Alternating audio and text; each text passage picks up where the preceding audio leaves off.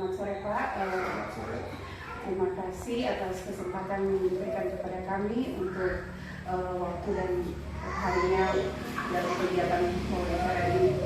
Adapun kegiatan wawancara ini berkaitan dengan mengidentifikasi masalah. Nah, di sini masalah yang saya angkat ada 4. Namun yang berkaitan dengan literasi, karena saya tahu bahwa Bapak adalah seorang motivator literasi.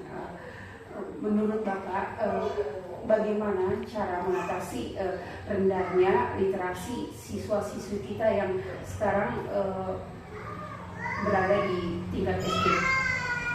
Baik, terima kasih. Untuk rendahnya literasi di sekolah dasar itu sebenarnya dasar daripada literasi itu belum diterapkan secara maksimal. Terutama masih ada miskonsep pembelajaran literasi di dalam kelas.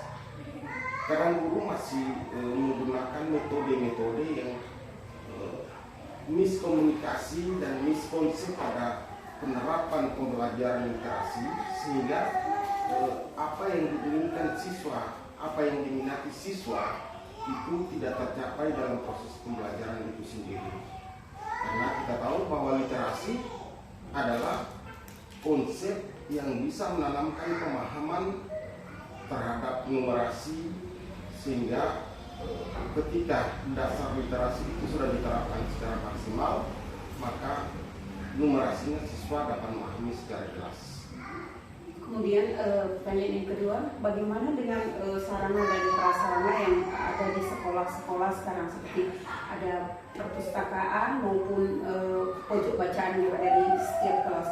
Apakah tidak menjadi salah satu faktor untuk meningkatkan minat literasi siswa?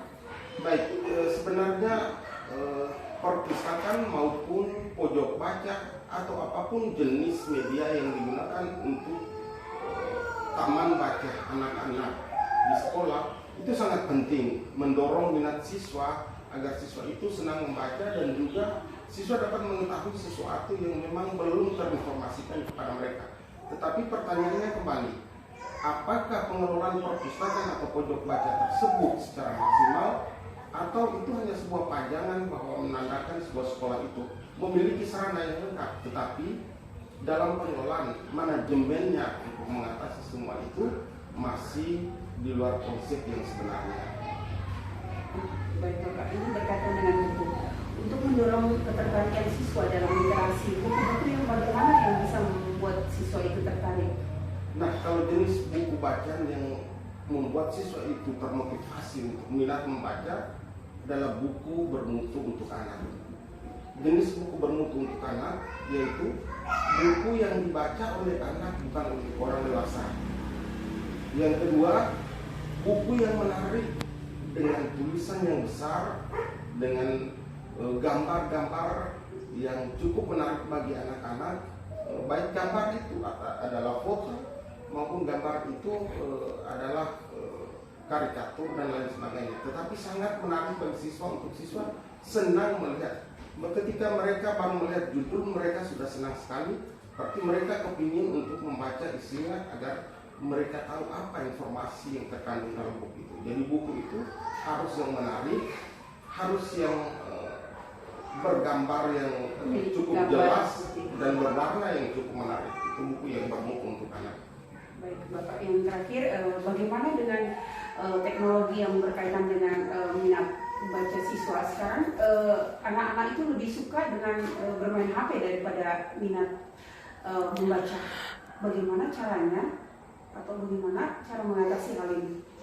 Baik, kita tahu bahwa pusat pendidikan itu sudah diterapkan sejak zaman belajar elementar. Jadi penggunaan HP atau media digital itu sebenarnya ada 3, ada siklusnya, dari sekolah, orang tua dan masyarakat harus bersama. Jadi trisentral pendidikan itu sangat saling mendukung dan berkaitan. Ketika guru menerapkan pembelajaran digital dengan rambu-rambu yang sudah ditetapkan, ternyata di rumah anak-anak dibiarkan oleh orang tuanya untuk melakukan pembelajaran tidak sesuai dengan konsep yang diterapkan sekolah, maka semuanya akan terputus. Maka perlu ada komunikasi yang profesional antara sekolah, orang tua, dan masyarakat. Itu satu hal penting untuk membangun minat baca siswa secara digital. Dan kita tahu ada beberapa aplikasi digital yang menyodorkan bacaan bagi anak-anak. Salah satu contoh misalnya Let's Read, itu sudah termasuk muatan buku yang ada di dalam penulisnya dari daerah kita sendiri. Itu satu hal yang sangat penting untuk media digital. Terima kasih. Mungkin itu saja sesi wawancara ini. Terima kasih atas semua opini yang telah diberikan dan penjelasan-penjelasan yang sangat bermakna bagi kegiatan kami. Terima kasih atas waktu dan kesempatannya. Selamat sore. Sama-sama, selamat sore.